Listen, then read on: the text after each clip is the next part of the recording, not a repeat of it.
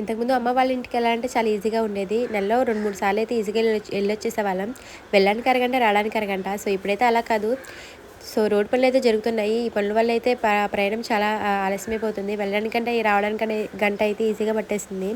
So, వెళ్ళేటప్పుడు, వచ్చేటప్పుడు చూస్తున్నాలే కానీ రోడ్డు పనులు జరుగుతున్నాయి.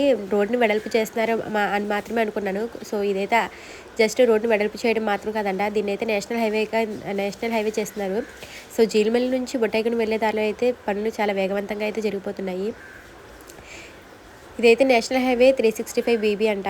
ఇదైతే సూర్యాపేట దగ్గర స్టార్ట్ అయ్యి ఇంకా కొవ్వూరు దగ్గర అయితే ఎండ్ అవుతుంది. సో, పనులైతే చాలా స్పీడ్‌గానే జరుగుతున్నాయి. ఇంతకుముందు జీలిమల్లి నుంచి బొట్టాయిగూడెం వెళ్ళే దారిలో చాలా అంటే చాలా కాలువలు వచ్చేసాయి. చిన్నపాటి వర్షం పడినా సరే పెద్ద పెద్ద కాలువలు వచ్చేసి ఇటువారిని అటు, అటువారిని ఇటు అయితే వెళ్ళకుండా చేసేసేవి.